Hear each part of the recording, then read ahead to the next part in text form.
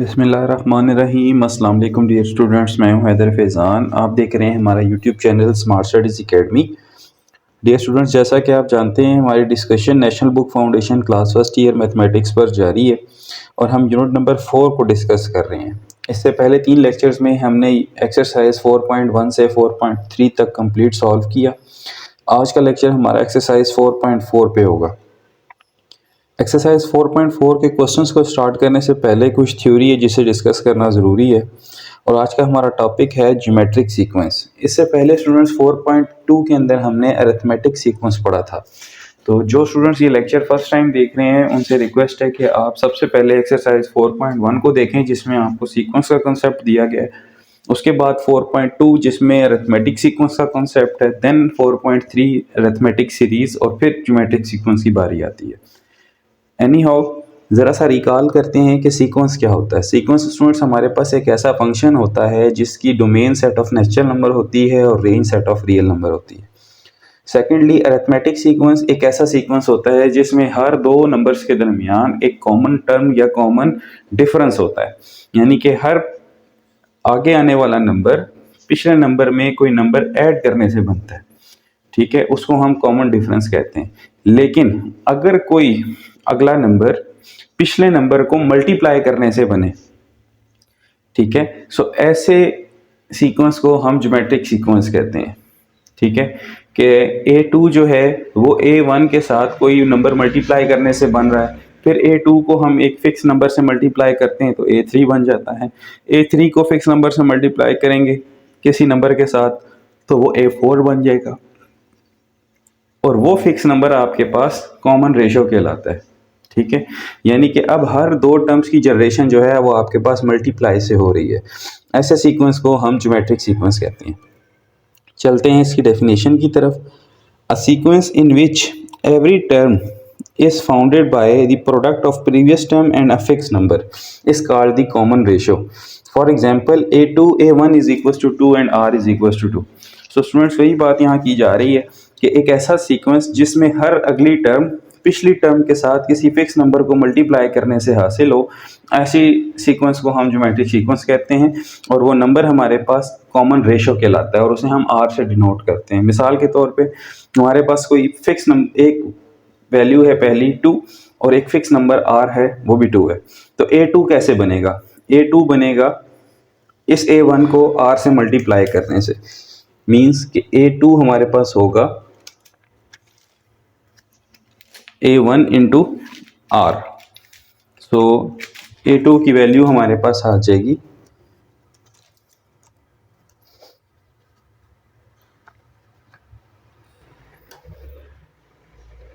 A2 is equal to A1R, यानी कि 2 multiply by 2 that is 4। इसी तरह अगर हमें A3 चाहिए हो, A3 बनेगा A2 की मल्टीप्लिकेशन उसी फिक्स नंबर के साथ, यानी कि A3 बराबर हो जाएगा A2 हमारा क्या आया था 4 और अगर इसको हम दोबारा 2 से मल्टीप्लाई कर दें तो क्या बन जाएगा 8। इसी तरह अगर A4 चाहिए हो तो A3 को मल्टीप्लाई करना पड़ेगा किसके साथ? उसी नंबर R के साथ, तो हमें दोबारा से एक नया नंबर मिल जाएगा जो कि 16 होगा। सो देखें ये जो सीक्वेंस बन रहा है 4 8 16 नेक्स्ट 32 उससे नेक्स्ट 64, ये सीक्वेंस हमारे पास ज्योमेट्रिक सीक्वेंस कहलाता है। सो चलते हैं इसके फार्मूला की तरफ। जी स्टूडेंट्स, ज्योमेट्रिक सीक्वेंस फार्मूला कहता है if A2 is the product of A1 and R, this simplifies A2 is equal to A1R। Also A3 is the product of A2 and R। A3 क्या होगा? A2 और R की product होगा और उसको हम कैसे लिखेंगे? A3 is equal to A2R। लेकिन अगर आपके पास सिर्फ A1 हो और R हो तब आप ये फार्मूला कैसे बना सकते हैं? देखें, हमें ये तो पता है कि हर टर्म जो है वो पिछले नंबर के साथ एक नंबर की मल्टीप्लिकेशन से बन रहा है, तो हम क्या करेंगे यहाँ पे A2 की जगह हम लिख सकते हैं A1R, क्योंकि A2 खुद किसके इक्वल है? A1R के। सो A3 के फार्मूला में हमने A2 की जगह क्या रखा? A1R, और सॉल्व करने के बाद एक रिलेशन डेवलप हो गया A1R स्क्वायर। सो अब देखें, जैसे हमारे पास अरिथमेटिक सीक्वेंस हुआ करता था A3 is equal to A1 plus 2 times D। ठीक है, यानी कि जितने हमारे पास यहाँ पे हैं उससे एक लेस D से मल्टीप्लाई हो रहा है। वैसे तो अरिथमेटिक सीक्वेंस का भी यही फार्मूला है, A3 is equal to A2 plus D, A4 is equal to A3 plus D, A5 is equal to A4 plus D। लेकिन हम क्या करते थे, एक जनरल रिलेशन डेवलप कर लेते हैं A1 और D के दरमियान। तो AN हमारे पास बन जाता था A1 plus n minus one into D. इसी तरह स्टूडेंट्स ज्योमेट्रिक सीक्वेंस में अब देखें क्या रिलेशन डेवलप है। अगर यहाँ 3 है तो r के ऊपर स्क्वेयर है, यानी कि यहाँ 3 है तो यहाँ पे उससे एक लेस है, तो an क्या होगा फिर, an is equal to A1 n में से एक less n minus one is the geometric generator where R is can be founded by dividing successive term from the preceding term. तो हम वहां पे डी कैसे निकाला करते थे, डी हम निकालते थे second term minus first term करके। तो यहाँ पे आर निकालेंगे हम second term dividing by first term करके, ठीक है, A2 ओवर A1 या A3 over A2, A4 over A3, इस तरह से। सो ये था स्टूडेंट्स आपके पास ज्योमेट्रिक सीक्वेंस फार्मूला, इसको आपने याद रखना है। This is the formula and this is the value of R, कि आपने आर इस तरह फाइंड करना है। नेक्स्ट है स्टूडेंट्स हमारे पास ज्योमेट्रिक मीन क्या होता है। स्टूडेंट्स जैसे अरिथमेटिक मीन हुआ करता था a plus B over two, इसी तरह ज्योमेट्रिक मीन भी होता है हमारे पास square the root of A B.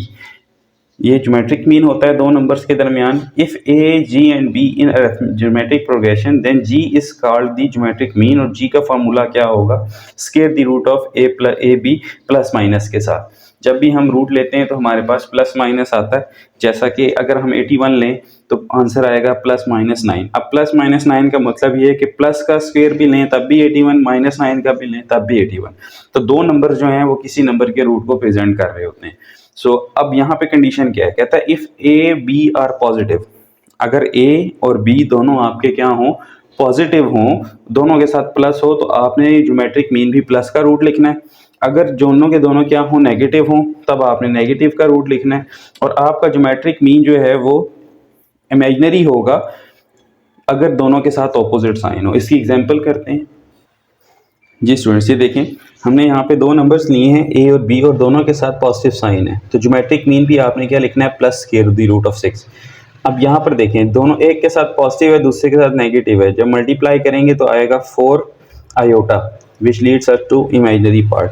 अगर दोनों नंबर्स के साथ नेगेटिव आ जाए तो फिर आपने आंसर में भी क्या लिखना है, माइनस का रूट 4। सो ये था ज्योमेट्रिक मीन का कुछ तारुफ। अब चलते हैं एक इंपॉर्टेंट फार्मूला, रेशियो फार्मूला की तरफ। जी स्टूडेंट्स, एक्सपोनेंशियल ग्रोथ फार्मूला क्या है। एक्सपोनेंशियल ग्रोथ फार्मूला हमारे पास स्पेसिफिकली ज्योमेट्रिक मीन के क्वेश्चंस में आता है। यहाँ पे हम ज्योमेट्रिक सीक्वेंस या ज्योमेट्रिक सीरीज डिस्कस कर रहे होते हैं। ये एक ऐसा सिनेरियो होता है जिसमें हमें दो तरह के डेटास दिए जाते हैं, एक कॉन्टीन्यूस डाटा होता है और एक डिस्क्रीट डाटा होता है।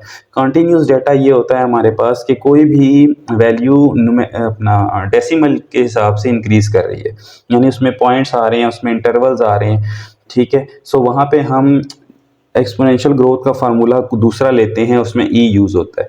लेकिन अगर हमसे एनुअली चेंज कहा जाए, ईयरली चेंज कहा जाए, मंथली चेंज कहा जाए, सो ऐसे डाटा जिसमें गैप्स मौजूद हों, ठीक है, यानी कि हर फिक्स नंबर में डेसिमल में आंसर ना आ रही हो। जैसे कि यहाँ पे देखें एनुअली कहा गया है, ईयर जो है वो एक साल का होता है, ठीक, एक साल को कहते हैं। तो ईयरली चेंज अगर हम देख रहे हैं, मंथली चेंज अगर हम देख रहे हैं, तो ऐसे डाटा को हम डिस्क्रीट डाटा कहते हैं, ठीक है, जिसमें पॉइंट्स नहीं होते। सो एक्सपोनेंशियल ग्रोथ क्या है, कहता है if the growth occurs at discrete interval that is annually the formula can be written. ये क्वेश्चंस इस तरह से होंगे कि आपको कोई इनिशियल वैल्यू दे दी जाएगी ईयर की, और कहा जाएगा कि एक पॉपुलेशन जो है या एक वैल्यू जो है वो सालाना इतने % के हिसाब से इंक्रीज हो रही है या डिक्रीज हो रही है। तो बताएं कि 15 साल बाद, 20 साल बाद कितनी चेंज आएगी। सो इस तरह के क्वेश्चंस जिसमें आपको इंक्रीजिंग और डिक्रीजिंग इन्वॉल्व हो जाए, तो इसका मतलब वहाँ पे एक्सपोनेंशियल ग्रोथ फार्मूला लगेगा। तो एक्सपोनेंशियल ग्रोथ फार्मूला क्या होता है, P of T is equal to P not multiply 1 plus R power T.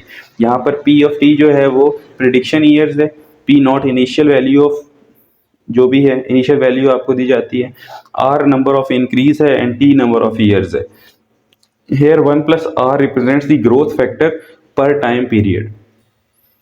ठीक हो गया स्टूडेंट्स। तो ये एक एक्सपोनेंशियल ग्रोथ फार्मूला है। I think so question number 25 है या 24 है एक्सपोनेंशियल ग्रोथ फार्मूला का, जिसमें ये यूज़ होगा। तो ये सिर्फ एक ही क्वेश्चन है, और आई थिंक सो ये टॉपिक मुझे कहीं नज़र नहीं आया बुक में, इस वजह से मैंने इसको डिस्कस कर लिया क्योंकि ये क्वेश्चन में यूज़ होगा। तो चलते हैं एक्सरसाइज 4.4 के सोल्यूशन की तरफ। जी स्टूडेंट्स, क्वेश्चन नंबर 1 है हमारे पास। हमने डिटरमिन करना है कि जो सीक्वेंस हमें दिया गया है कि क्या ये ज्योमेट्रिक सीक्वेंस है भी या नहीं है, और अगर है तो इसकी कॉमन रेशो क्या होगी। तो चलें सबसे पहले हम चेक करते हैं कि क्या ये ज्योमेट्रिक सीक्वेंस है या नहीं। यहाँ पे हम देखते हैं कि हमें टर्म्स क्या क्या दी गई हैं। हमें A1 के तौर पे 5 दिया गया है, A2 हमारे पास 20 है, A3 हमारे पास 100 है और A4 हमारे पास 500 है एंड सो ऑन। ठीक है, कॉमन रेशो कैसे निकलती है? As we know common ratio is succeeding, succeeding कहते हैं पहले आने वाली, succeeding term divided by preceding term.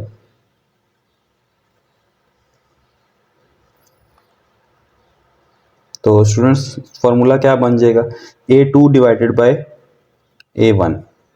अगर हम करते हैं तो क्या आता है 20/5 यानी कि 4। R का फॉर्मूला ये भी तो हो सकता है A3/A2। अगर हम करते हैं तो हमारे पास आता है 100 डिवाइडेड बाई 20। अगर हम इसको डिवाइड करें तो क्या आएगा 5। अब मज़ीद चेक करने की ज़रूरत नहीं रही। R अगर यहाँ पे 4 था तो यहाँ भी 4 आना चाहिए था। इसका मतलब ये जो टर्म्स मौजूद हैं ये किसी फिक्स नंबर की जनरेशन से नहीं बन रही। ठीक है, देखें 5 को 4 से मल्टीप्लाई किया 20, 20 को 4 से मल्टीप्लाई करके वैल्यू आनी चाहिए थी, लेकिन जो अगली वैल्यू है 100 वो 20 को 5 से मल्टीप्लाई करने से आ रही है। ठीक है, इसका मतलब ये है कि रेशो कॉमन नहीं है। हम यहाँ लिखेंगे here ratio is not common, so not geometric sequence. अब इसको आप ज्योमेट्रिक सीक्वेंस भी लिखते हैं और ज्योमेट्रिक प्रोग्रेशन भी लिखते हैं। ये याद रखिएगा, प्रोग्रेशन मैंने डिस्कस किया है एक्सरसाइज 4.3 से पहले कि अरिथमेटिक सीक्वेंस का ही नाम अरिथमेटिक प्रोग्रेशन होता है। हर वो सीक्वेंस जो एक पैटर्नाइज्ड वैल्यू बिहेवियर रखता हो उसको हम प्रोग्रेशन कहते हैं। ठीक है, यानी जिसमें एक पैटर्न हो आपके पास। तो स्टूडेंट्स ये था हमारे पास क्वेश्चन 1। अब चलते हैं क्वेश्चन 2 की तरफ। यहाँ पर भी हम सबसे पहले स्टूडेंट्स लिखेंगे A1 is equal to 5, sorry A1 is equal to 2, A2 is equal to 4, A3 is equal to 6, A4 is equal to 8। So R के लिए हम फार्मूला क्या लिखते हैं? R is equal to A2/A1। अगर हम A2/A1 करते हैं तो 4/2 यानी कि 2 आता है पहला R हमारे पास। इसी तरह R हम निकाल सकते हैं A3/A2 करके भी। अब हम अगर A3/A2 करते हैं तो ये हमारे पास आता है 6/4 विच इज़ इक्वल टू 3/2। सो यहीं से ही फ़र्क पता चल गया कि इन नंबर्स के दरमियान जो जनरेशन हो रही है वो फिक्स नंबर से नहीं हो रही। जैसे 2 को 2 से मल्टीप्लाई किया 4, 4 को 2 से करके आना चाहिए था 8, लेकिन बीच में 6 आ रहा है। तो इसका मतलब ये दोनों रेशोज़ जो हैं वो डिफरेंट है। हम यहाँ लिखेंगे here ratio is not common, so not a geometric sequence। So ये था स्टूडेंट्स, ये भी ज्योमेट्रिक सीक्वेंस नहीं है। चलते हैं क्वेश्चन 3 पे। क्वेश्चन 3 है स्टूडेंट्स हमारे पास A1 है 3/2, A2 है हमारे पास 9/4, A3 है हमारे पास 27/8 एंड A4 है हमारे पास 81/16। ज़रा चेक करते हैं कि क्या इनमें रेशो कॉमन है या नहीं है। सबसे पहले R निकालते हैं हम A2/A1 करके। अच्छा स्टूडेंट्स, जहाँ पे फ्रैक्शंस इन्वॉल्व हो जाए ना तो बहुत से स्टूडेंट्स को प्रॉब्लम होती है कि फ्रैक्शन ओवर फ्रैक्शन क्या बनती है। जब A2 भी खुद फ्रैक्शन हो, A1 भी फ्रैक्शन हो, तो मैं फिर आसान तरीका यूँ बताता हूँ बच्चों को कि A2 डिवाइडेड बाई A1 आप लिख सकते हैं। A2 और A1 का मतलब A2 डिवाइडेड बाई A1 होता है। अब A2 की वैल्यू क्या है आपके पास 9/4 है, डिवाइड के बाद आप लिखें 3/2। अब इस डिवाइड को आप मल्टीप्लाई में चेंज कर दें तो ये बन जाता है 2/3। अब आप कैंसिल कर लें इसको, सो ये बनेगा 3 और ये बन जाएगा आपके पास 2। सो रेशो आपके पास आ गई है 3/2। अब एक और रेशो निकालते हैं A3/A2 करके। अगर उससे भी यही आती है तो इट मीन्स कि रेशो कॉमन है। So A3 divided by A2 which is equal to 27/8 divided by 9/4 इसको भी हम लिखेंगे 27/8 मल्टीप्लाई 4/9 और मज़ीद सॉल्व करते हैं तो ये भी बनता है 3/2। ठीक है स्टूडेंट्स, तो देखें हमारे पास हर नंबर जो है वो 3/2 की मल्टीप्लिकेशन से जनरेट हो रहा है। चेक कर लेते हैं, अगर हम 3/2 को 3/2 से मल्टीप्लाई करें तो बनता है 9/4। अब 9/4 को दोबारा 3/2 से करें तो बनता है 27/8। 27 को फिर 3/2 से करेंगे तो 27 इंटू 3 81 एंड 8 2 16। सो इसका मतलब ये जो टर्म्स की जनरेशन हो रही है ये आपके पास हर नंबर के साथ 3/2 की मल्टीप्लिकेशन से हो रही है। तो हम लिखेंगे हेयर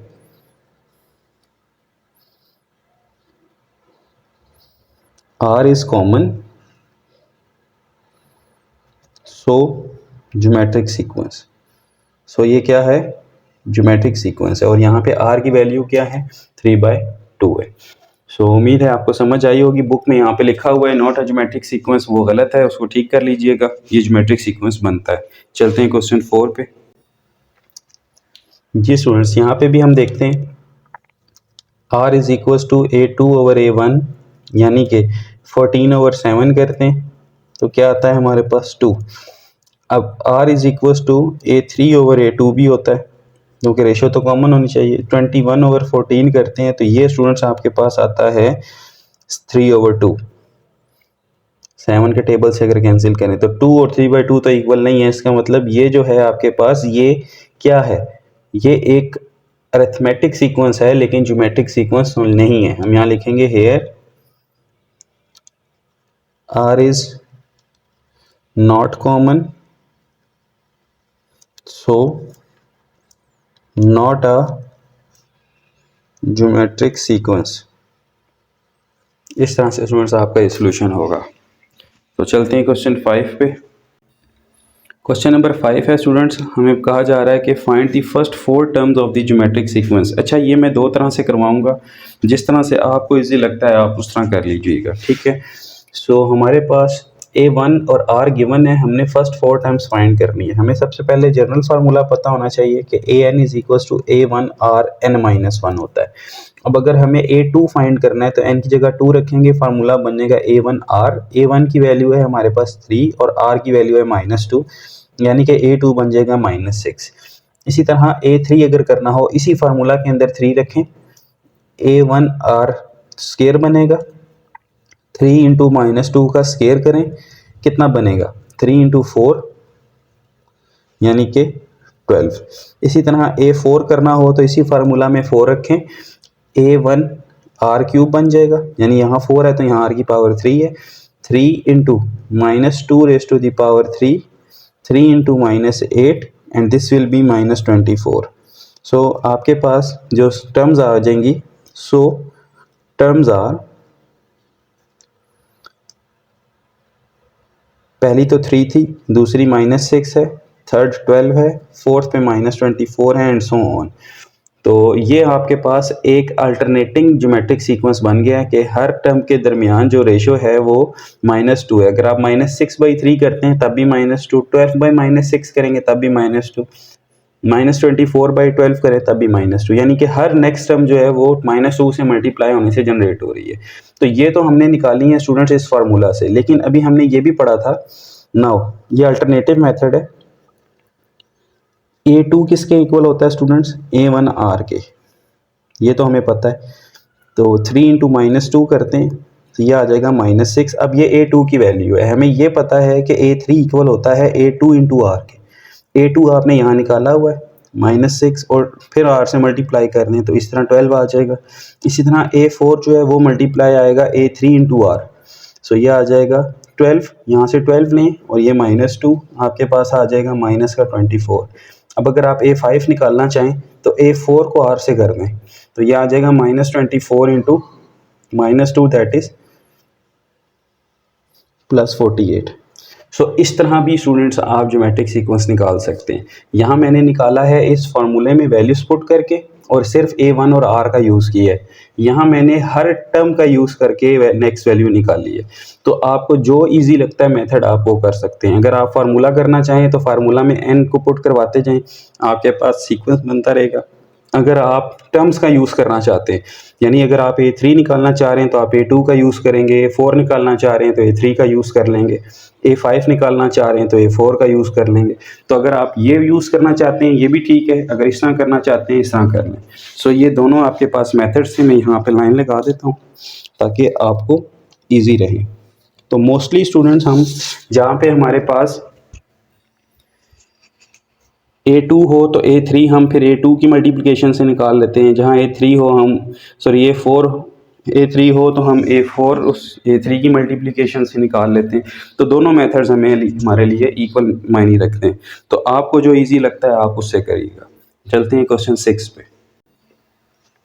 क्वेश्चन 6 में स्टूडेंट्स हमारे पास A127 है और R-3 है। तो चलें अब हम वो A2 A3 वाला मेथड यूज़ करेंगे, ठीक है, फार्मूला नहीं यूज़ करेंगे। A2 निकालते हैं, हमें पता है ये A1R के इक्वल होता है। 27 इंटू R की वैल्यू है -1/3, तो ये आ जाएगा आपके पास -9। इसी तरह A3 अगर निकालना हो तो फार्मूला होगा A2 into R, that is -9 into -1/3, this will B +3। A4 निकालना हो तो ये होगा A3 इंटू R, क्योंकि हमारे पास A3 है इसलिए हम ये मेथड यूज़ कर रहे हैं। अगर A3 ना होता, डायरेक्ट A4 निकालना होता तो फिर हम फार्मूला यूज़ करते। तो ये आ जाएगा हमारे पास 3 into -1/3, that is -1। So sequence is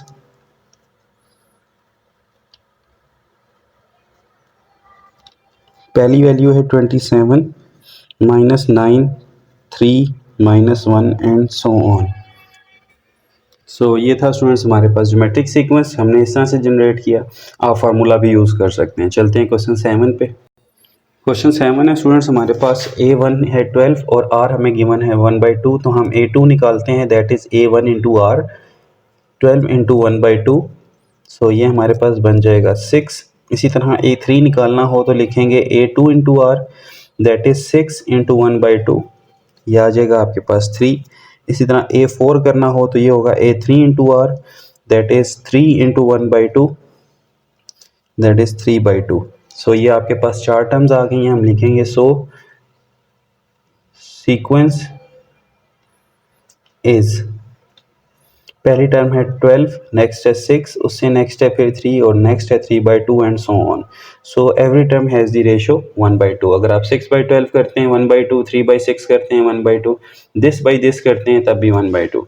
so ये था क्वेश्चन 7। अब क्वेश्चन 8 में स्टूडेंट्स हमने नेक्स्ट 2 टर्म्स फाइंड करनी है, यानी कि 90, 30 और 10 गिवन है, तो हम A4 और A5 फाइंड करेंगे। जी स्टूडेंट्स, तो ये है हमारे पास क्वेश्चन नंबर 8। हम सबसे पहले यहाँ पे देखते हैं हमारा टारगेट क्या है। हमने A4 फाइंड करना है और A5 फाइंड करना है, ठीक है। उसके लिए हमारे पास A1 और R का होना ज़रूरी है। A1 है हमारे पास 90 और R हम कैसे निकालेंगे, A2/A1 करके, दैट इज़ 30/90। तो ये आ जाएगा आपके पास 1/3, ठीक है। ये आपके पास R आ गया। अगर आप 10/30 करते तब भी 1/3 आता। सो अब चलते हैं A4 की तरफ। A4 कैसे निकलेगा, A4 का फार्मूला होता है A1R³। अब स्टूडेंट्स देखें हमारे पास A3 भी है, हम उससे भी निकाल सकते हैं, लेकिन मैं यहाँ पे आपके लिए क्या लगा रहा हूँ, फार्मूला लगा रहा हूँ ताकि दोनों मेथड आपके माइंड में रहें। So A4 is equal to A1R3। So A4 आ जाएगा आपके पास, A1 क्या था 90 और R3 का मतलब 1/3 का cube. So this will B 90 into 1/27, ठीक है। और अगर आप इसे सॉल्व करते हैं 3 के टेबल से या आप इसे 9 के टेबल से कैंसिल कर लें तो ये बनता है आपके पास 10/3। This is your A4। अब अगर A5 निकालना हो तो हम फार्मूला भी निकाल सकते हैं A1R4, लेकिन मैं यहाँ लगा रहा हूँ A4 into R। A5 is equal to A4 is 10/3 and R is 1/3, so our answer is 10/6, ठीक है स्टूडेंट्स। एक मैंने फार्मूला लगाया ताकि आपकी थोड़ी सी रिकॉल हो जाए और एक मैंने डायरेक्ट वैल्यू निकाल ली। So these are the next 2 terms. चलते हैं क्वेश्चन 9 की तरफ। जी स्टूडेंट्स, क्वेश्चन 9 है हमारे पास। ये A1, A2 A3 गिवन है। सबसे पहले हम A1 लिखते हैं, दैट इज़ 2। R निकालेंगे A2 ओवर A1 करके, that is 6 over 2 which is 3। अब R आ गया स्टूडेंट्स हमारे पास। अब फार्मूला नहीं लगाएंगे, A3 हमें पता है कि वो 18 है, यहाँ हम लिखते हैं A3 is equal to 18। So A4 क्या होगा, A4 होगा A3 into R, that is 18 into 3। So ये बन जाएगा आपके पास 54।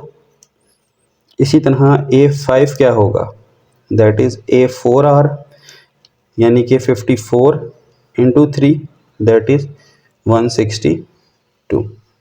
So this is the answer. अब आप चाहें तो फार्मूला लगा लें A4 का A1R³ तब भी यही आंसर आएगा, A4 लगा लें A3 इंटू आर तब भी आएगा। चलते हैं क्वेश्चन 10 की तरफ। क्वेश्चन 10 है स्टूडेंट्स हमारे पास, हमें A1 A2 A3 गिवन है, हमने A4 फाइंड करना है। तो सबसे पहले हम R निकाल लेते हैं। R होगा हमारे पास 30/20, दैट इज़ 3/2। R आ गया स्टूडेंट्स, और A3 की वैल्यू है हमारे पास 45, तो हम A4 निकाल सकते हैं, that is A3 into are. A3 होगा 45 और R की जगह हम लिखेंगे 3/2, तो ये आ जाएगा आपके पास 45 इंटू 3 डिवाइडेड बाई 2, 135 ओवर 2। ये आपके पास A4 है। इसी तरह A5 निकालना हो तो आप लिखेंगे A4 into R, that is 135 over 2। A4 आप यहाँ से उठ लेंगे और ये आ जाएगा 3/2। सो ये बन जाएगा आपके पास 405 over 4। So these are the two answer. चलते हैं क्वेश्चन 11 की तरफ।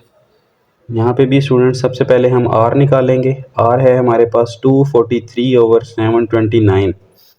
सो ये आपके पास बनता है 1/3। अगर आप 729 को डिवाइड करें ना 243 पे, तो ये एग्जैक्टली डिवाइड हो जाता है। 729 divided by 243, this will B 3। So R आ जाएगा आपके पास 1/3 और A3 की वैल्यू आपके पास 81 है। तो A4 कैसे निकलेगा, A3 into are like 81 into 1/3। मज़ीद इसकी कैंसिलेशन करते हैं तो ये आपके पास आ जाएगा 27, क्योंकि 3 इंटू 27 आर 81। इसी तरह A5 कैसे निकलेगा, A4 into R, that is 27 into 1/3, तो ये आपके पास आ जाएगा 9। So these are the two answer. चलते हैं क्वेश्चन 12 पे। इस तरह क्वेश्चन नंबर 12 है हमारे पास, जिसमें 1/27, 1/9 और 1/3 हमें तीन टर्म्स दी गई हैं। हमने A4 और A5 फाइंड करना है। सो यहाँ पे भी हम सबसे पहले R निकालेंगे। R हमारे पास है A2 over A1।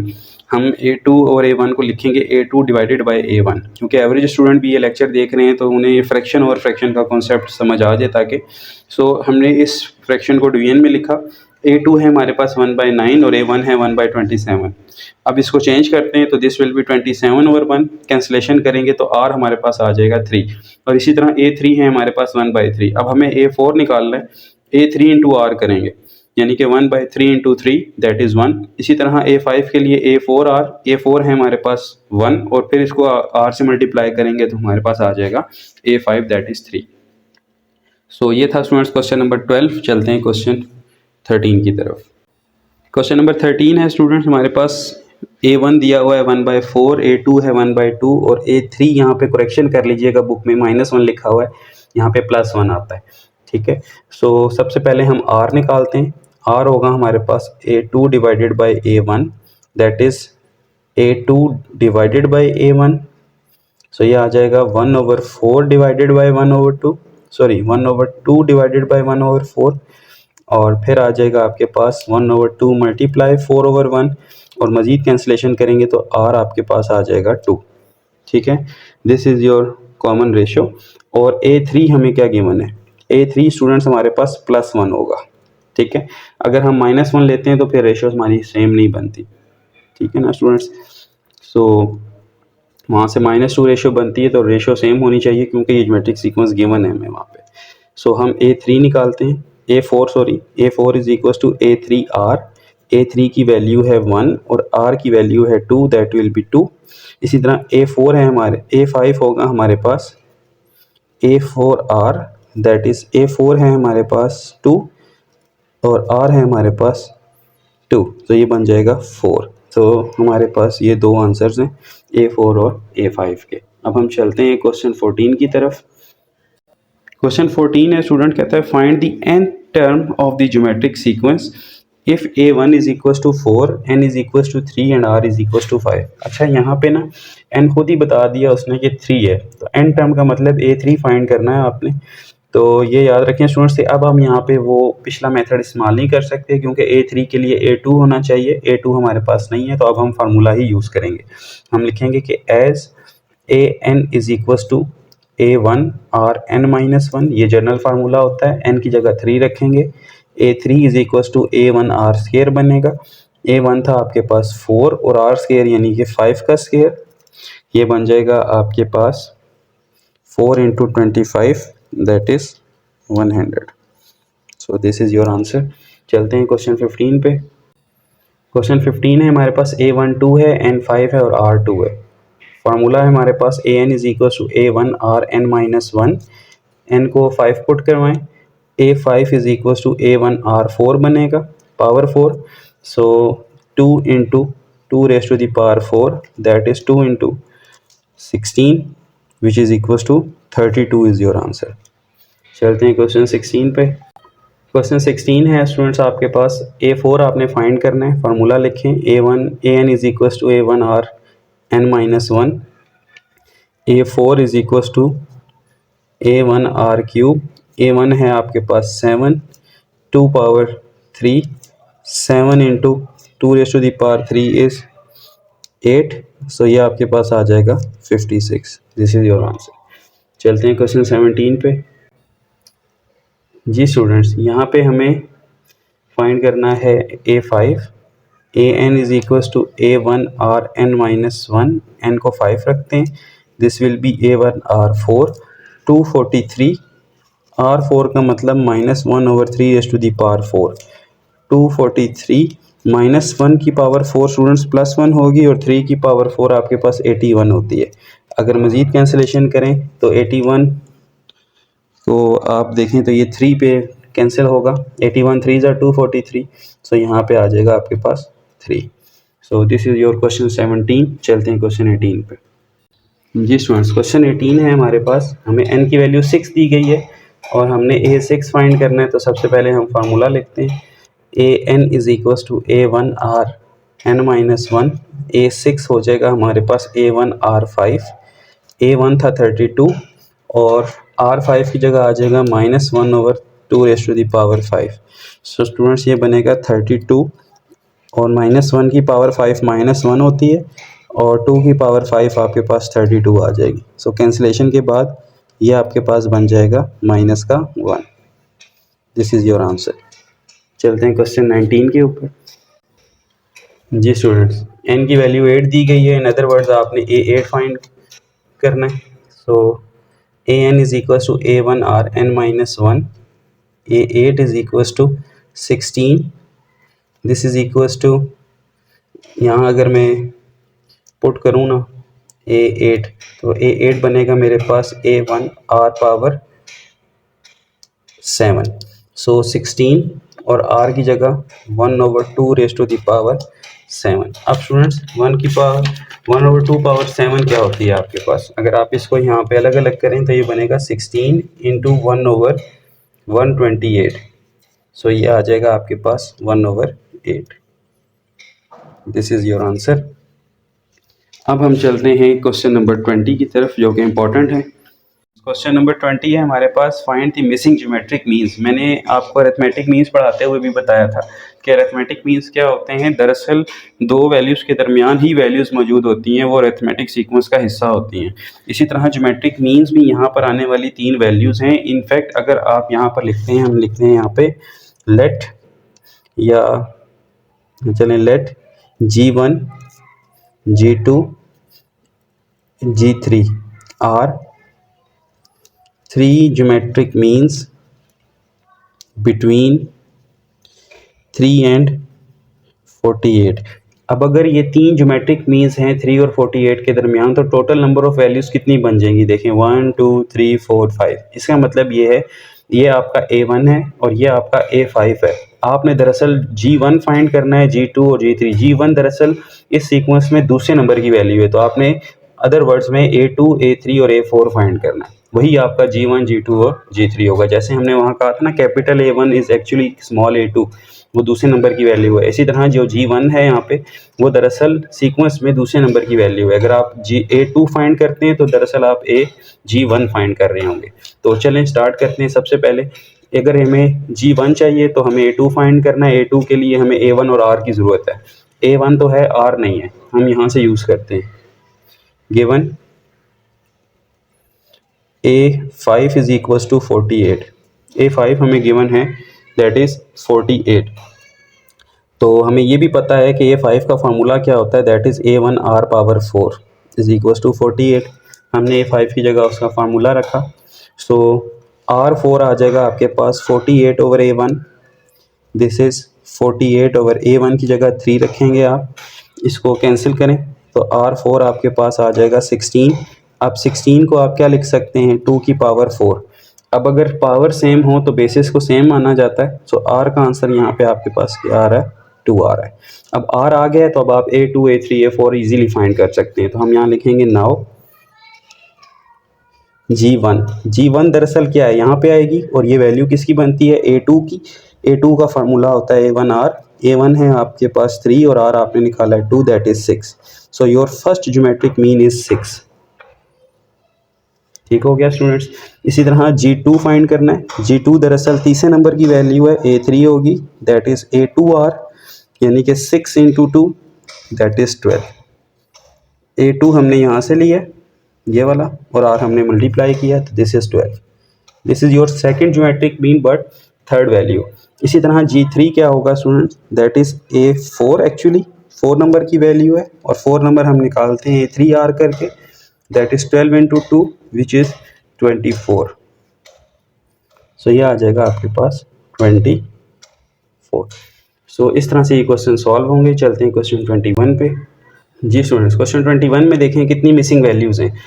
2 missing values हैं और 2 ये हैं, टोटल ये 4 वैल्यूज़ हैं। इट मीन्स कि हम लेट करते हैं, let G1 and G2 are 2 geometric means between 1 and 8। 1 और 8 के दरमियान ये 2 ज्योमेट्रिक मीन्स हैं। अब 8 की पोजीशन क्या है, ये A4 है। A4 इज इक्वल्स टू 8, लेकिन हमें ये भी पता है A4 इक्वल होता है A1 R क्यूब के, that is 8। So R cube is equals to 8 over A1 means के 8 ओवर 1, A1 1 था। सो R क्यूब आ गया आपके पास 8 को आप लिख सकते हैं 2 raise to the power 3। This implies your R is actually 2। ठीक है स्टूडेंट्स। अब आपने देखें यहाँ पे नाउ G1 दरअसल सेकंड नंबर की वैल्यू है तो ये होगी A2 और इसका फार्मूला होता है A1R। A1 है 1 और R आपने निकाला हुआ है 2, दैट इज 2 एक्चुअली। सो ये आपके पास आ जाएगी 2। इसी तरह G2 दरअसल थर्ड नंबर की वैल्यू है, दैट इज A3। ये बन जाएगा A1R स्केयर, यानी कि 1 इंटू 2 का स्केयर, दैट इज 4। सो दरअसल ये आपके पास क्या है, 4 है। So these are the 2 geometric mean and this is the solution. उम्मीद है समझ आया होगा। चलते हैं क्वेश्चन 22 पे। जी स्टूडेंट्स, क्वेश्चन नंबर 22 है हमारे पास। कितनी वैल्यूज़ गिवन है, 1 2 3 4 5 6। 4 ज्योमेट्रिक मीन्स हैं, 2 ये वैल्यूज़ हैं। तो इट मीन्स हम यहाँ लेट करेंगे, let G1 G2 G3 G4 are 4 geometric means between 8 and 1/4। So यहाँ पे हमारे पास दरअसल जो ये गिवन है ये A6 है विच इज़ 1/4। तो A6 का फार्मूला क्या होता है हमारे पास, A1 R power 5।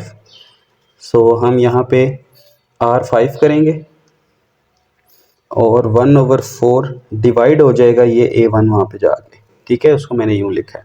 So R5 is equals to 1/4 multiply 1/A1 हो जाएगा। So R power 5 is equals to 1/4 और A1 की जगह पे क्या है, दैट विल बी 32। ठीक है student. So R5 is equals to 1/2 raised to the power 5. This implies your r is equals to 1/2.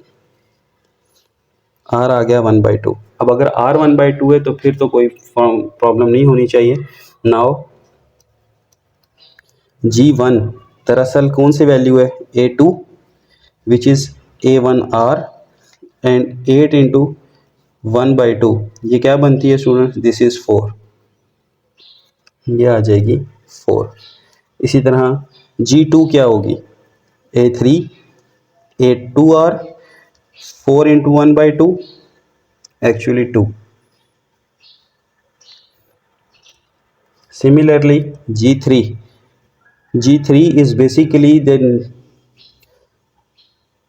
a4, so this is a3r is equals to 2 into 1/2 actually 1, यहाँ 1 आ जाएगा. इसी तरह अब G4 फाइंड करना है. G4 is basically a5, fifth number की value है, तो ये बनेगा a4r 1 into 1/2 is 1/2 actually. So these are the geometric means between 8 and 1/4. चलते हैं क्वेश्चन 23 पे. क्वेश्चन 23 एक छोटा सा क्वेश्चन है स्टूडेंट, बेसिकली आपने ये फाइंड करना है. अब इसको मैं आपको ना ज्योमेट्रिक मीन के फार्मूला से भी करवा सकता हूँ, लेकिन हम जो पैटर्न फॉलो करते आ रहे हैं हम इसको उसी तरह से करेंगे. मैं कहता हूँ let G be the geometric mean between 3 and 75. So हमें A3 गिवन है. A3 क्या है स्टूडेंट्स, हमारे पास वो है A1r square which is 75. So r square आ जाएगा 75 ओवर A1. A1 है 3 यानी कि 75 over 3. So r square is equals to 25 and r is equals to 5. ठीक हो गया. अब G दरअसल दूसरे नंबर की वैल्यू है, तो G बेसिकली A2 है और A2 हमने पढ़ा है A1r. सो ये आ जाएगा आपके पास 3 into 5 that is G is equals to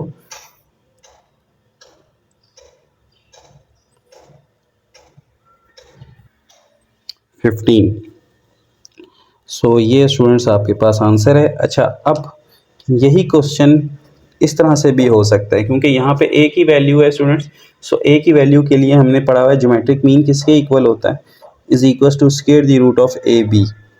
अब a और b यहाँ पे क्या है आपके पास, 75 इंटू 3 225. ठीक है. सो इसका अगर हम रूट ले लें तो ये आ जाएगा 15 और प्लस 15 इसलिए ले रहे हैं कि a भी पॉजिटिव है और ये b भी पॉजिटिव है. तो आप चाहें तो ये अल्टरनेट है, इस तरह निकाल सकते हैं, या आपने जो मेथड प्रीवियसली पढ़ के आ रहे हैं वो आसान लगता है तो उस तरह कर लें. ठीक है. लेकिन ये मेथड सिर्फ एक वैल्यू के लिए होगा कि अगर सिर्फ एक ज्योमेट्रिक मीन आपने फाइंड करना है, और अगर ज़्यादा होंगे तो फिर प्रीवियस मेथड ही लगेगा. चलते हैं क्वेश्चन 24 पे.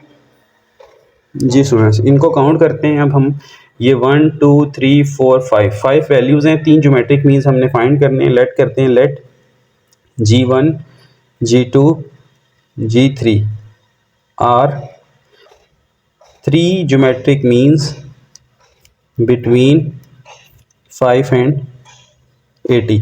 सो इसके हिसाब से जो 80 है वो दरअसल A5 है और A5 का फार्मूला होता है A1R4. सो R4 को हम यहीं रखेंगे, 80 ओवर A1 हो जाएगा. This is basically 80 over 5. ठीक है. सो R4 बनेगा आपके पास 16. R4 को आप लिख सकते हैं 2 पावर 4, बेसिकली ये बन गया R इज इक्वल टू 2. अब स्टूडेंट्स G1 फाइंड करना है. Now G1 is basically A2 which is equal to A1R and this is equal to 5 into 2 which is 10. So ये वैल्यू आपके पास 10 आ जाएगी. इसी तरह G2 ये दरअसल A3 है, A1 A2R के इक्वल होगा 10 इंटू 2 विच इज़ 20. सो यहाँ 20 आ जाएगा. इसी तरह ये G3 लेकिन A4 है, ये आ जाएगा आपके पास A3R which is equal to 20 into 2 that is 40. So ये हैं स्टूडेंट्स आपके पास वैल्यूज़. चलते हैं क्वेश्चन 25 पे. जी स्टूडेंट्स, क्वेश्चन नंबर 25 है आपके पास. तीन ही ज्योमेट्रिक मीन्स फाइंड करने, लेट कर लेते हैं। Let G1 G2 G3 are three geometric means between 7 and 112। So ये बनेगा आपके पास, इस हिसाब से A5 होगा आपके पास 112। सो ये इक्वल होता है A1 R4। R4 को हम यहीं रखेंगे 112 over A1 which is equal to 112 over 7। अगर इसको सॉल्व करें तो R4 इक्वल आता है 16 के, और इसको हम लिख सकते हैं 2 power 4। This implies R is equal to 2। अब स्टूडेंट अगर ये R2 है तो अब हम फाइंड कर सकते हैं now G1 is basically A2। देखें ना, G1 इधर है, ये सेकंड नंबर की वैल्यू। फार्मूला होता है A1R यानी कि 7 इंटू 2 विच इज़ 14। इसी तरह G2 होगा आपके पास A3 A2R that is 14 into 2 which is 28, और G3 is basically A4 A3R that is 28 into 2 which is 56। ठीक है स्टूडेंट, सो ये आपके पास ज्योमेट्रिक मीन्स हैं। और अगर देखें तो आप ये सारे के सारे एक ज्योमेट्रिक सीक्वेंस बनाते हैं। 14 ओवर 7 करें तब भी 2 आता है, 28 ओवर 14 तब भी 2, 56 over this 2 and 112 over this 2। सो ये आपके पास क्वेश्चन नंबर 25 था। अब हम चलते हैं वर्ड प्रॉब्लम्स की तरफ, क्वेश्चन नंबर 26। और क्वेश्चन 26 से लेकर 30 तक मोस्ट इंपॉर्टेंट क्वेश्चंस हैं, एक आधा क्वेश्चन पेपर में आ सकता है। क्वेश्चन नंबर 26 है आपके पास, a ping pong ball is dropped from the height of 16 feet and always rebound 1/4 of the distance fallen, how does it rebound the 6th time. अच्छा स्टूडेंट्स, आपसे ना रीबाउंड पूछा गया है और सारे का सारा डाटा रीबाउंड के ऊपर बेस करता है। तो इस सिनेरियो को समझते हैं कि रीबाउंड होता क्या है। जब भी आप किसी बॉल को किसी हाइट से ड्रॉप करते हैं तो ज़मीन को टच करके जब वो दोबारा उठती है that is called the rebound. ठीक है, इसी तरह जितनी बार वो ज़मीन के साथ टच करके दोबारा ऊपर की तरफ आएगी फिर नीचे जाएगी तो उतने ही रीबाउंड्स काउंट होंगे। जितनी दफ़ा वो ग्राउंड को टच करेगी उतने ही रीबाउंड्स काउंट होंगे। सो इस सिनेरियो को अगर आप देखें तो मैं इस तरह से ड्रा करता हूँ। देखें, कहता है एक बॉल है जो कि ड्रॉप की गई है 16 फीट की हाई से। For example this is the surface, ये ज़मीन है, और यहाँ से इस हाइट से बॉल को ड्रॉप किया गया है यहाँ पर आके वो ज़मीन को टच करती है। ये हाइट आपके पास 16 फीट है। ठीक है, अगर ये 16 फीट है तो this is the initial height and this is your A1। ठीक है, हाइट की अगर बात करें, ये आपका फर्स्ट रीबाउंड है, दिस इज़ योर R1, ये रीबाउंड है। यहाँ से बॉल टक्कर खाकर दोबारा ऊपर की तरफ उठती है और इस हाइट तक आती है। ठीक है, ये आपकी हाइट A2 है।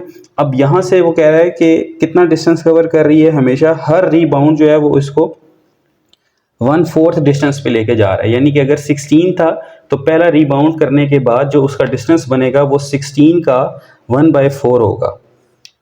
ठीक है, यानी कि अब उसने 4 फीट डिस्टेंस कवर किया है। अब दोबारा से वो जब आएगी ज़मीन के ऊपर यहाँ पर, तो this is it's second rebound. यहाँ पे उसका रीबाउंड 2 है।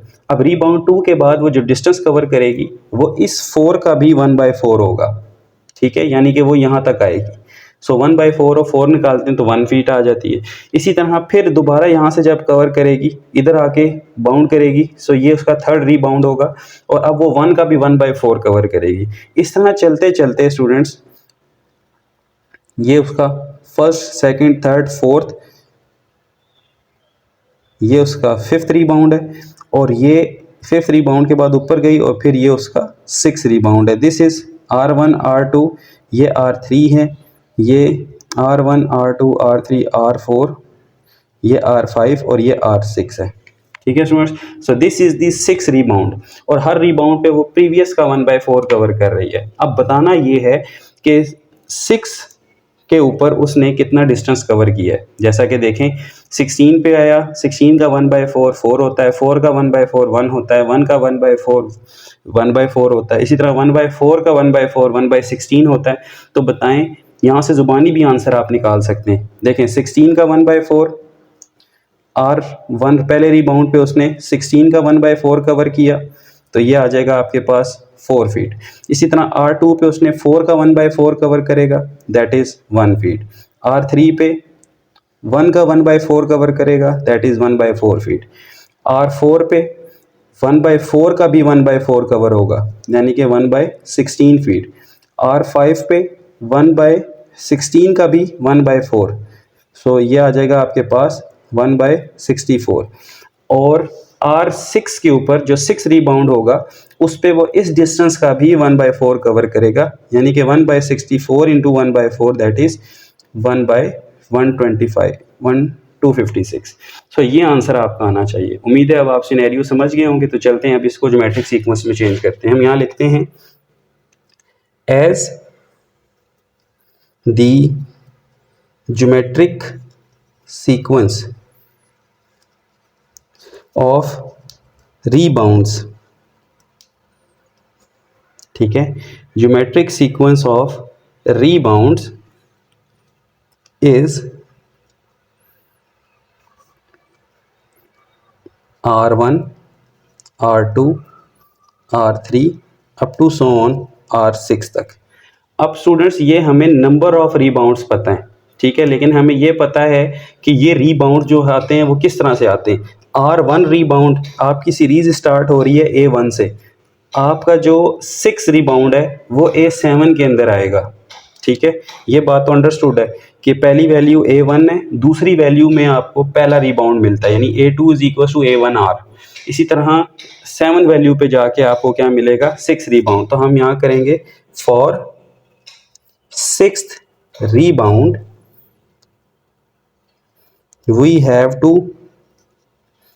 find A7।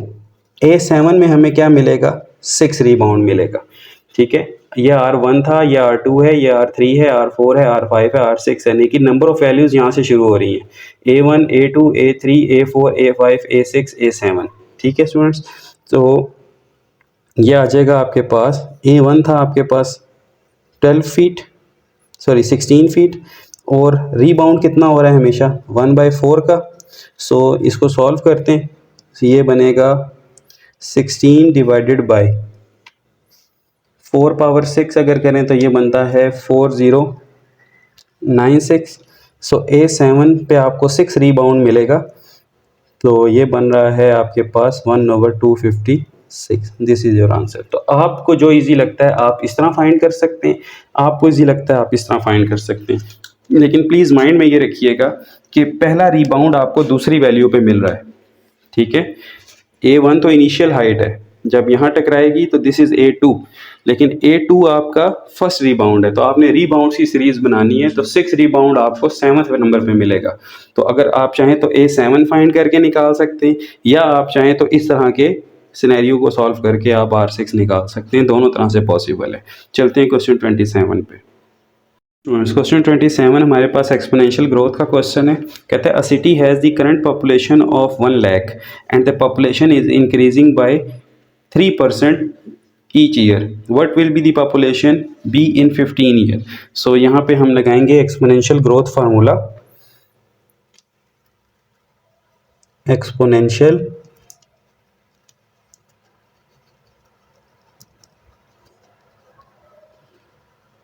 growth formula, this is equals to P of t is equals to P naught multiply 1 plus r raised to the power t। अब यहाँ पे डाटा भी लिख लेते हैं कि ये P of t है क्या। P of t है आपके पास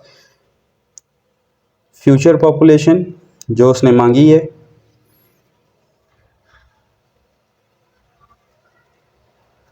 अच्छा, उसके बाद P नॉट आपके पास इनिशियल है जो आपको गिवन है,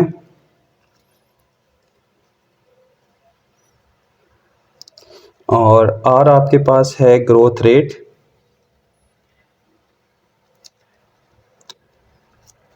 और T है आपके पास नंबर ऑफ ईयर्स। अच्छा बच्चों, यहाँ पे अगर आपके पास इंक्रीजिंग की जगह डिक्रीजिंग हो तो फार्मूला में यहाँ पे 1 माइनस आ जाएगा, ठीक है। इसके अकॉर्डिंगली आप चेंज कर लीजिएगा। अब देखें आपके पास क्या क्या गिवन है।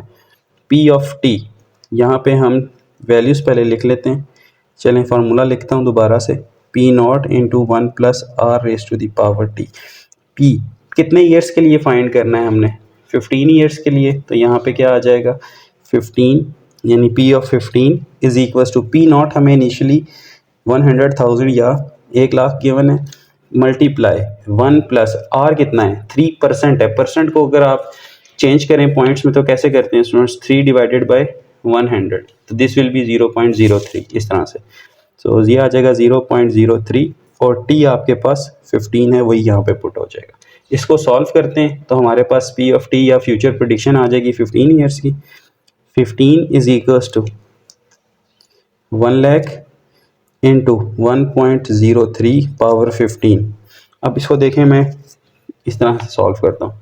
ये है 1.03 पावर 15 मल्टीप्लाई कर दें इसको 100,000 के साथ। सो ये आता है 1,55,796.7। अब क्योंकि पॉपुलेशन है, पॉपुलेशन कभी डेसिमल में नहीं हो सकती, ठीक है स्टूडेंट्स, तो हमें कंप्लीट नंबर लेना पड़ेगा। ये आएगा 1,55,797।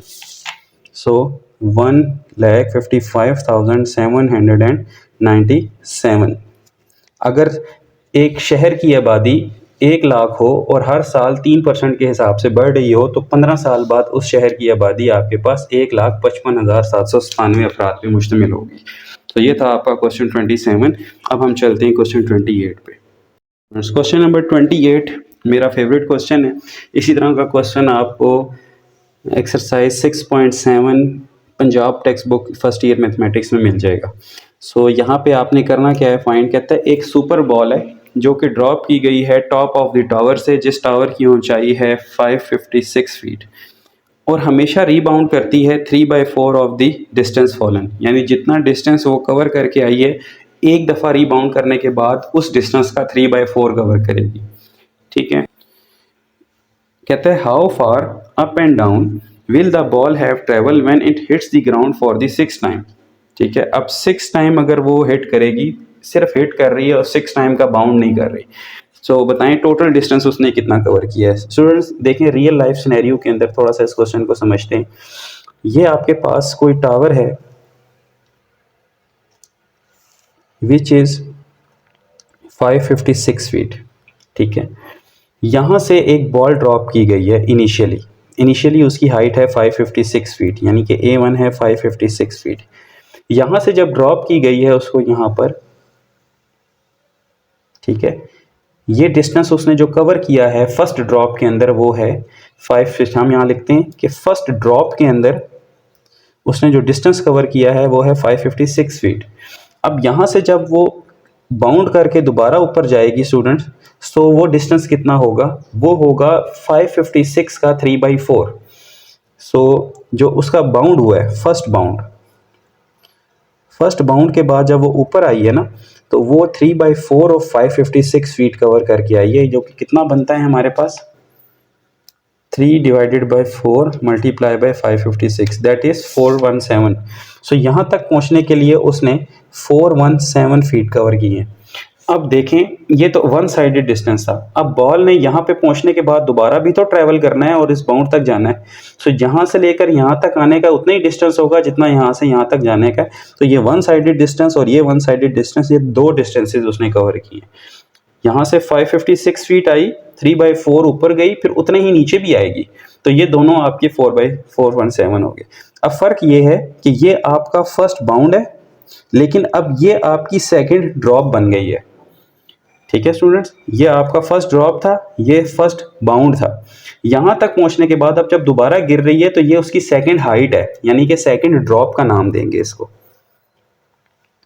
सेकंड ड्रॉप भी उसका कितना होगा 417 ही होगा, जैसा कि फर्स्ट बाउंड और सेकंड हाइट ये इक्वल है। ये बात माइंड में रखिएगा कि किसी भी बॉल सिनेरियो के अंदर जो उसका फर्स्ट बाउंड कवर डिस्टेंस होता है वो सेकंड हाइट होती है उसकी। ठीक है, अब यहाँ तक पहुँचने के बाद स्टूडेंट्स जब वो ऊपर आएगी यहाँ तक, तो उसने 417 का ये उसका सेकंड बाउंड बनेगा, सेकंड बाउंड, और उसने 417 का 3/4 कवर कर लिया होगा। अब 4/7 का 3/4 कितना होता है, 417 मल्टीप्लाई बाय 3/4, ये बनेगा 312।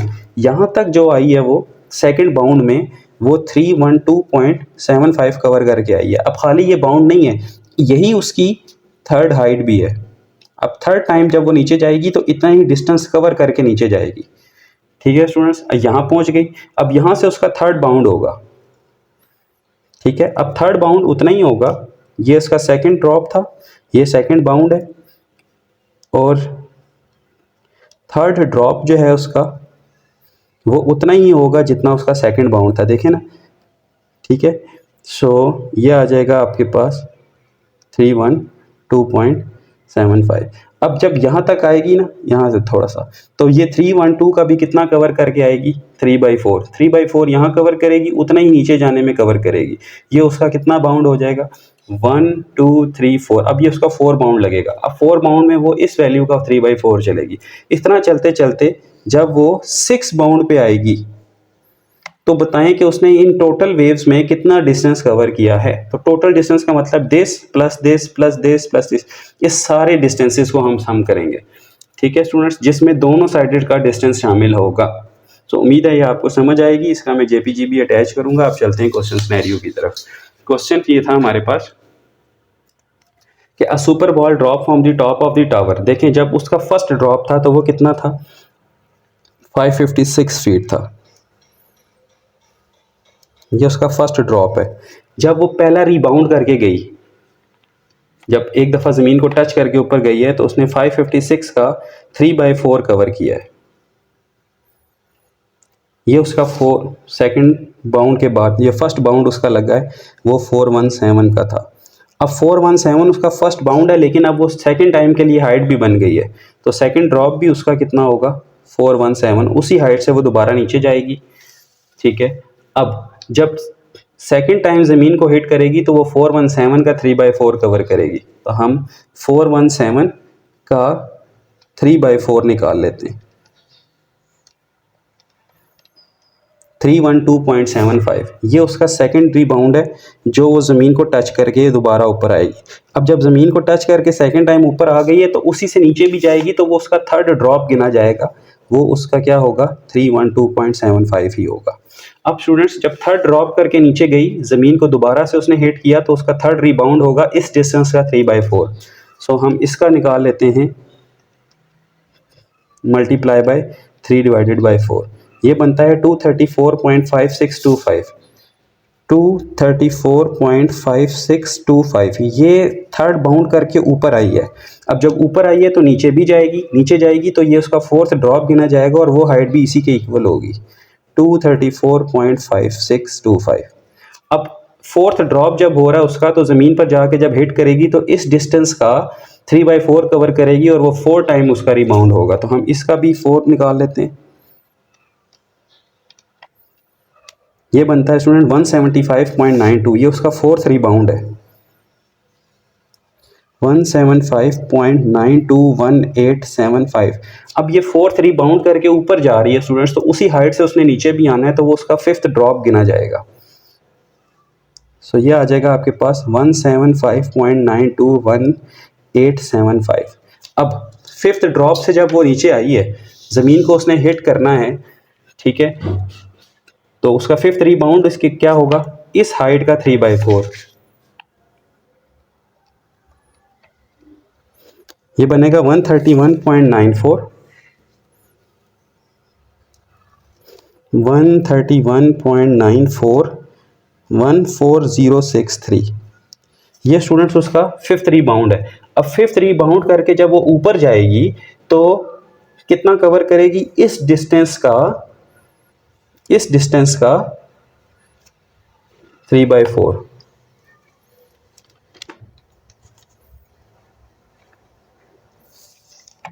अच्छा सॉरी, ये उसका फिफ्थ रिबाउंड है। फिफ्थ रिबाउंड करके जब वो ऊपर जाएगी तो यही उसका सिक्स्थ ड्रॉप भी बनेगा। ठीक है, देखिए ना, ड्रॉप हुआ 1/4, ये उसने कवर किया। अब ये फिफ्थ स्टेज पे है तो वहीं से नीचे आएगी। सो ये बनेगा इसके पास 131.94140063। ये उसका सिक्स्थ ड्रॉप है। हमसे क्वेश्चन में ये कहा गया था कि when it hits the ground eight 6 time, तो 6 टाइम जब हिट करेगी तो वो ये डिस्टेंस कवर करके आएगी। अब हमने 6 रीबाउंड फाइंड नहीं करना, हमसे सिर्फ ये कहा गया था कि 6 टाइम वो हिट करेगी तो ये डिस्टेंस कवर करेगी। सो ये स्टूडेंट्स, उम्मीद है आपको सिनेरियो समझ आया होगा। एक दफ़ा फिर देख लें, ये उसका फर्स्ट ड्रॉप था, ठीक है, यहाँ पे मैं बना देता हूँ। ये फर्स्ट ड्रॉप था उसका 556 का, ये उसका फर्स्ट रीबाउंड है। फर्स्ट रीबाउंड उसका कितना बना 417। फर्स्ट रीबाउंड के साथ साथ यही उसका सेकंड ड्रॉप भी बन रहा है, ये भी 4/7 होगा। यहाँ तक हिट करने के बाद दोबारा यहाँ तक आती है तो 312 कवर करती है, यही उसकी थर्ड हाइट भी होगी 312। इस तरह से चलते चलते ये 6 टाइम जब हिट करेगी तो यहाँ पे हमने उसका डिस्टेंस बताना है। तो अब ज़रा इन सारे डिस्टेंसेस को देखें, ये टोटल डिस्टेंस है, तो इन सारों को अब हमने सम करना है। लेकिन सम किस तरह से करेंगे ये देख लें कि फर्स्ट ड्रॉप को छोड़ के हर वैल्यू 2-2 दफ़ा रिपीट हो रही है, ठीक है। तो हम यहाँ पे एक सिनेरियो बनाते हैं, हम पहले डिस्टेंस ड्रॉप लिखते हैं, फिर डिस्टेंस रिबाउंड लिखते हैं।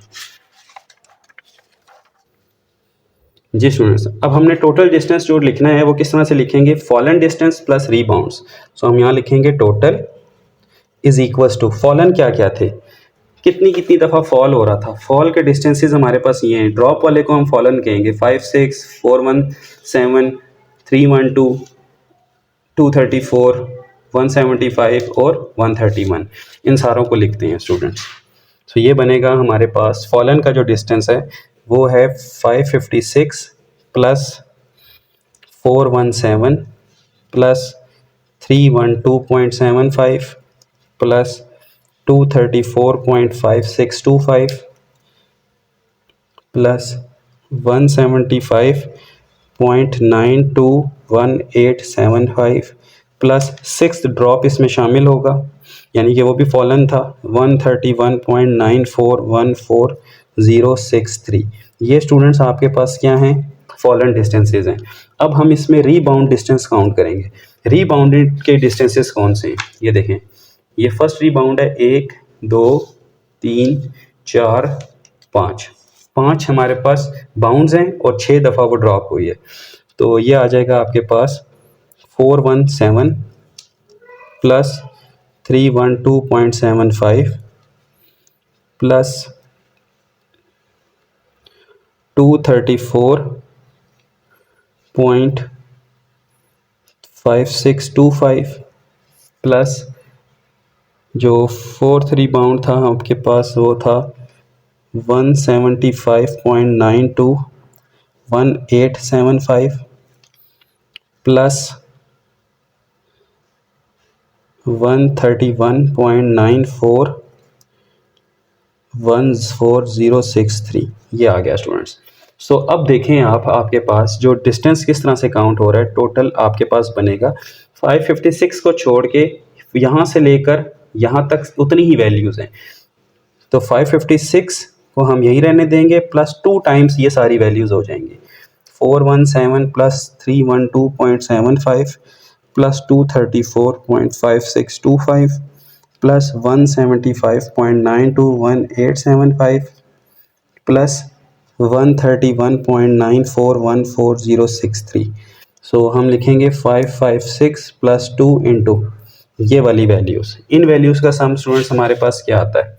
अगर हम यहाँ पे इसको सम करते हैं, वैसे चलें आप खुद कर लीजिएगा, इन सारों को अगर हम सम करें ना तो स्टूडेंट्स ये हमारे पास इन सारी वैल्यूज़ का ब्रैकेट्स का सम बनता है 1272.175781, ठीक है स्टूडेंट्स। इसको मल्टीप्लाई करना है हमने 2 से, ये बन जाता है 2544 556 प्लस 2544.351563 और इसके अंदर ऐड कर दें 556 को, तो ये बनता है आपके पास 3100.35। So this is the total distance cover in up and downward direction के यहाँ पर, यहाँ से फॉल होने के बाद 6th ड्रॉप तक उसने जो टोटल डिस्टेंसेस काउंट किए हैं इस साइड और इस साइड का मिलाकर, सो ये बनता है आपके पास 3100.35। सो ये क्वेश्चन इंपॉर्टेंट था, उम्मीद है आपको समझ आ गई होगी। अब चलते हैं क्वेश्चन 29 की तरफ। 9 है स्टूडेंट्स, आपके पास सिनेरियो ये है कि एक प्रिंसिपल हैं किसी स्कूल के, वो स्कूल की छुट्टी के बारे में बताना चाहते हैं पेरेंट्स को, ठीक है, लेकिन उसके लिए वो टीचर्स की ज़िम्मेदारी लगाते हैं। अब टीचर्स ने टेलीफोन कॉल्स करनी है, लेकिन किस पैटर्न पे करनी है कि प्रिंसिपल बुलाएंगे 2 टीचर्स को, और उन 2 टीचर्स की ज़िम्मेदारी होगी कि वो फर्दर 2 टीचर्स को बुला कर लाएँ, ठीक है, और इसी तरह से 6 राउंड चलेंगे इस तरह की कॉल्स के। तो बताएं कि टोटल स्टाफ कितना होगा उस स्कूल के अंदर। अगर इसको रियल लाइफ सिनेरियो में देखें तो इफ़ आई से आई एम ए प्रिंसिपल और मैंने 2 टीचर्स को कॉल किया, और 2 टीचर, ये मेरी फर्स्ट कॉल है, और 2 टीचर्स को मैंने कहा मज़ीद आप जाकर आगे से 2 को बुलाएं, तो 2 मज़ीद 4 को बुला के लाएंगे, वो सेकंड कॉल थी। इसी तरह 6 कॉल्स के ऊपर जब सारे आ जाएंगे तो टोटल कितना सम बनेगा उन सारी स्टाफ मेंबर्स का, वो हमने बताना है। तो इसके लिए ट्री डायग्राम भी आप यूज़ कर सकते हैं, ठीक है। सो वो स्टैट्स के स्टूडेंट्स बेहतर जानते हैं, लेकिन मैं यहाँ पे इसको वर्बली करवाऊँगा। देखें किस तरह से। इनिशियल राउंड वन में क्या है स्टूडेंट्स कि प्रिंसिपल कॉल करेगा 2 टीचर्स को, ये राउंड 1 था। प्रिंसिपल कॉल्स 2 टीचर्स, ठीक है। प्रिंसिपल ने जब 2 टीचर्स को कॉल की तो प्रिंसिपल को मिलाकर, प्रिंसिपल भी स्टाफ का हिस्सा होता है, तो ये याद रखें कि A1 आपका रहेगा यहाँ पे 1, क्योंकि प्रिंसिपल तो आपका ऑब्वियसली स्टाफ का हिस्सा शामिल है। जो फर्स्ट इनिशियल राउंड है 2 कॉल्स का, जिस पे कितने टीचर्स आए हैं 2, ये आपका हो जाएगा A2 इज इक्वल टू 2। अब देखते हैं कि राउंड 2 पे हमें A3 मिलेगा, तो देखते हैं कि क्या आती है। अच्छा, इन 2 टीचर्स ने मज़ीद 2 टीचर्स को बुलाना है। राउंड 2 में क्या होगा, यही 2 टीचर्स मज़ीद 2 बुलाएंगे, तो लिखेंगे 2 टीचर्स कॉल्स अदर 2 टीचर्स। तो कितने बन जाएंगे स्टूडेंट्स, 2 इंटू 2 दैट इज़ 4। तो अब कितने स्टूडेंट्स टीचर्स आ चुके हैं, 4 टीचर्स आ चुके हैं, तो A3 आपका क्या बन जाएगा, 4 बन जाएगा। इसी तरह राउंड 3 में अब इन 4 ने मज़ीद आगे 2-2 बुलाने हैं, हर एक ने 2-2 बुलाने हैं, ठीक है। 4 आ गए हैं, 4 की जिम्मेदारी है कि अब हर बंदा जाके मज़ीद 2-2 को कॉल करेगा। तो राउंड 3 के अंदर क्या होगा, 4 teachers calls other 2 teachers each, यहाँ ईच लिखते हैं कि हर बंदे ने 2 टीचर्स बुलाने हैं। तो 4 तो पहले ही थे, 2-2 और बुलाएंगे हर एक से, तो टोटल कितने आ जाएंगे, 8 आ जाएंगे, ठीक है। एक बंदा जो है वो 2 बुला कर लाएगा ना, तो कितने आ जाएंगे आपके पास, 8 आ जाएंगे। तो कितने हो जाएंगे स्टूडेंट्स, 8 हो जाएंगे। अब राउंड 4 के अंदर मज़ीद कितने होंगे, राउंड 4 के अंदर अब ये 8 मज़ीद हर बंदा 2-2 बुलाएगा, तो 8 इंटू 2 कितने हो जाएंगे, 16 हो जाएंगे। राउंड 5 के अंदर यही 16 मज़ीद 2 बुलाएंगे, तो ये 32 हो जाएंगे टोटल, और 32 मज़ीद 2 बुलाएंगे तो आपके पास कितने हो जाएंगे, 64। तो 6 कॉल के ऊपर 64 टीचर्स जो हैं वो कलेक्ट हो जाएंगे। अब हमने देखना है कि राउंड 1 से लेकर, इनिशियल से लेकर राउंड 6 तक प्लस प्रिंसिपल कितने टोटल आपके पास आ गए हैं। तो यहाँ लिखते हैं हम A4 8 है, A5 आपके पास 16 है, A6 आपके पास 32 है, और A7 आपके पास क्या है, 64 है इंक्लूडिंग प्रिंसिपल। तो ये आपके पास एक क्या बन गई है, ज्योमेट्रिक सीक्वेंस बन गया है, और इसको हम सीरीज़ की शक्ल देते हैं और फिर इसका सम फाइंड करते हैं। जी स्टूडेंट्स, सो हमारे पास जो ज्योमेट्रिक सीरीज़ होगी वो होगी 1 + 2 + 4 + 8 + 16 + 32 + 64 + 120, सॉरी 64 तक ही रहेंगे। 6 कॉल्स हमारे पास हुई। सो ये स्टूडेंट्स कितने बन जाएंगे, इसका सम करना है। This is the finite series का सम हमारे पास। अच्छा, वैसे ना ये हमारा नेक्स्ट एक्सरसाइज का टॉपिक है ज्योमेट्रिक सीरीज़ का सम फाइंड करना, लेकिन यहाँ मैं अभी इसीलिए फार्मूला नहीं लगा रहा, ठीक है। वैसे मैं अगर चाहूँ तो यहाँ फार्मूला लगा के सॉल्व कर सकता हूँ SN का, लेकिन क्योंकि अभी हमने पढ़ा नहीं है इसलिए हम यहाँ पे इसको नहीं लगाएंगे, हम सिंपल इनको सम कर लेते हैं। सो 1 + 2 + 4 + 8 + 16 + 32 + 64, सो 127 का स्टाफ है, सो हम लिखेंगे total staff is equal to 127 including principal.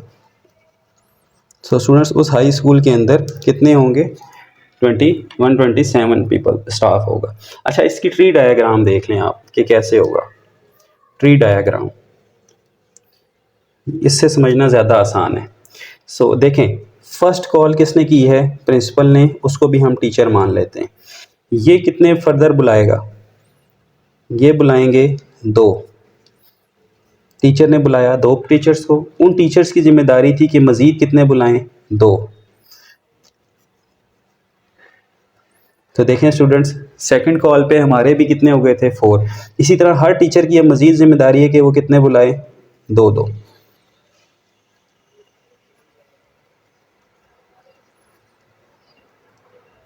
ठीक है, इसके बाद मज़ीद हर टीचर की जिम्मेदारी है कि वो फिर 2 बुलाए। ये first call, second, third, fourth, fifth call पे, sorry this is the first call, यानी टीचर ने कॉल करना है, सेकंड, थर्ड, ये फोर्थ कॉल हो रही है हमारी।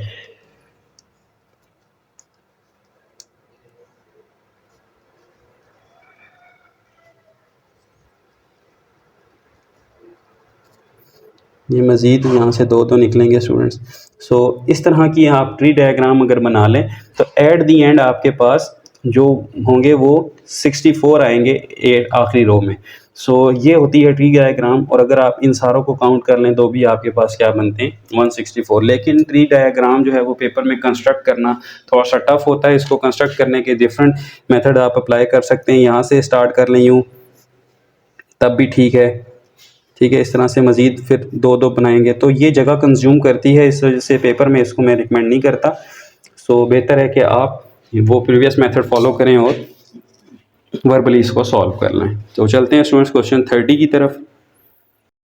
क्वेश्चन 30 ये कहता है, रिवर राइजन, बारिश हो रही है और बारिश जो है वो रिवर में राइज का सबब बन रही है। कहते हैं अ 5 डे रेन, 5 दिन की बारिश cause the river to rise, river को राइज कर देती है।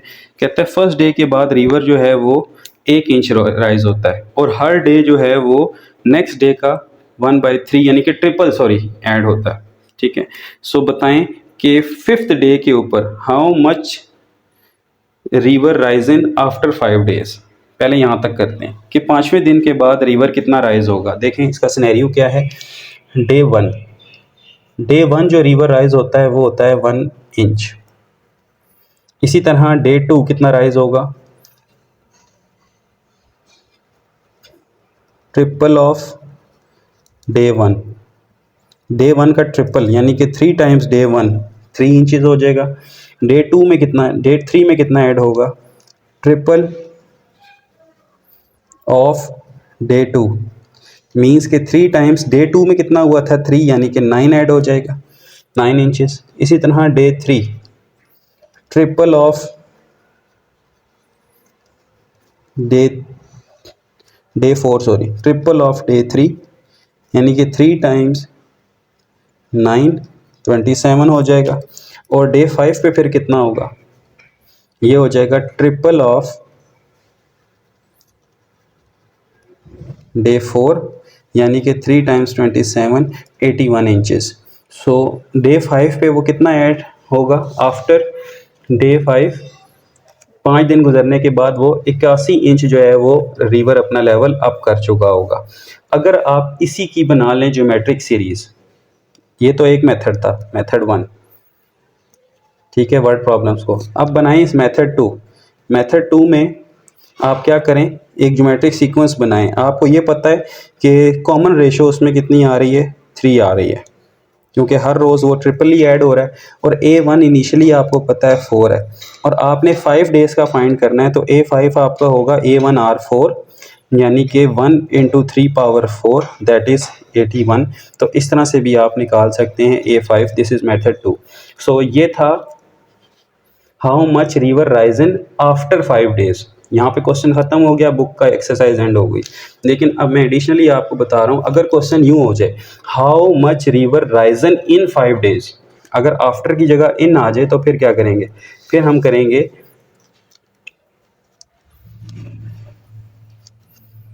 रिवर राइजिंग इन 5 डेज, 5 दिन में कितना रेज होगा। पहले दिन में हुआ था 1, दूसरे में 3, तीसरे में 9, चौथे में 27 और पाँचवें में 81। तो टोटल कितना होगा, फिर इन सारों को आप सम कर देंगे और ये आपके पास बनेगा 81 + 27 + 9 + 3 + 1। सो टोटल जो 5 दिनों में ऐड हुआ है वो है 121। ठीक है स्टूडेंट्स, तो ये इन और आफ्टर को देख लीजिएगा। बुक में था कि how much river Ryzen after 5 days, 5 दिन के बाद कितना होगा, और 5 दिनों में टोटल कितना होगा, वो 121। ये मेरी तरफ से एडिशनल था। यहाँ पे आपकी बुक का क्वेश्चन एंड है। उम्मीद है आपको एक्सरसाइज समझ आई होगी। अगर किसी क्वेश्चन में प्रॉब्लम हुई तो कमेंट सेक्शन में ज़रूर बताइएगा। बड़ी खुशी होती है जब आप लोग पूछते हैं कि यहाँ पे आपको प्रॉब्लम आ रही है, और उसको क्लियर करने की मैं कोशिश करता हूँ। सो मिलते हैं नेक्स्ट एक्सरसाइज में, एक्सरसाइज 4.5 में, जो कि हमारी ज्योमेट्रिक सीरीज़ के ऊपर है। सो तब तक के लिए अपना ख्याल रखिएगा। इस लेक्चर को अपने दोस्तों, फेलोज़ और टीचर्स के साथ शेयर करें ज़्यादा से ज़्यादा, और उन स्टूडेंट्स के साथ स्पेशली जो एक्सपेंसिव कोचिंग को डिज़र्व नहीं कर सकते। सो मिलते हैं नेक्स्ट लेक्चर में, तब तक के लिए फ़ी अमान अल्लाह, अल्लाह हाफ़िज़।